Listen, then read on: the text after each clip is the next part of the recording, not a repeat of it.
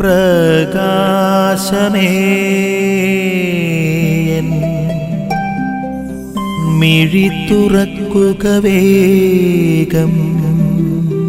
കാനാൻകാരിയായ ഒരു സ്ത്രീ തന്റെ മകളിൽ ബാധിച്ചിരിക്കുന്ന പിശാചിനെ ബഹിഷ്കരിക്കാൻ വേണ്ടി പ്രാർത്ഥിക്കുന്ന ഒരു രംഗമാണ് നമ്മളിവിടെ കണ്ടുമുട്ടുക. പിശാചു ബാധ ഒരു പൊതുവായി അനേകർ കണ്ടുമുട്ടിയിരുന്ന ഒരു കാലയളവിൽ ഈ പെൺകുട്ടിയിലും ഈ പിശാചു ബാധ കടന്നു വരികയാണ്. അപ്പോൾ ഈശോ രണ്ട് തരത്തിലൊക്കെ അവളെ ഇങ്ങനെ പരീക്ഷിക്കുന്നുണ്ട്. ഒന്ന്, അവളുടെ വിശ്വാസത്തെ, അവളുടെ ദുർബലമാക്കപ്പെട്ട അവളുടെ വിശ്വാസത്തെ ഒന്ന് അളക്കുന്ന ഈശോ.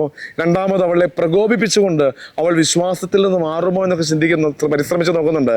പക്ഷേ അവൾ കർത്താവ് നടത്തുന്ന ചെറിയ ചെറിയ വെല്ലുവിളികളിലൊക്കെ ഈ കാനാൻകാരി വിജയിക്കുന്നുണ്ട്, അവളുടെ ആഴമേറിയ വിശ്വാസം കൊണ്ട് മാത്രം. അപ്പോൾ ഈശോ ഈ കാനാൻകാരുടെ വിശ്വാസം മനസ്സിലാക്കി, ഈ വിശ്വാസം വലുതാണെന്ന് മനസ്സിലാക്കിക്കൊണ്ട് അവളുടെ പുത്രിക്ക് സൗഖ്യം നൽകുകയാണ്. അവളുടെ പിശാചു ബാധ അവളെ നന്നേക്കുമായി എടുക്കണം. ഈ ലോകത്തിന്റെ അന്ധകാര ശക്തികൾ, ഈ ലോകത്തിന്റെ തിന്മയുടെ നാരകീയ ശക്തികൾക്കൊക്കെ എതിരെ മിശിഹായിക്ക്, ഉദ്ധാനം ചെയ്ത മിശിഹായിക്ക്, ക്രൂശിതനായ മിശിഹായിക്ക് അവയ്ക്കെല്ലാം മേൽ അധികാരമുണ്ടെന്നുള്ള ഒരു ഓർമ്മപ്പെടുത്തൽ കൂടി വചനം നൽകുന്ന കർത്താവേ, കാനാൻകാരിയുടെ വിശ്വാസം ഞങ്ങൾക്കും നൽകണമേ എന്ന് നമുക്ക് ഈ വചനം കേൾക്കുമ്പോൾ ആത്മാർത്ഥമായി പ്രാർത്ഥിക്കാം. ആമേൻ. നിൻ വഴിയേ നടക്ക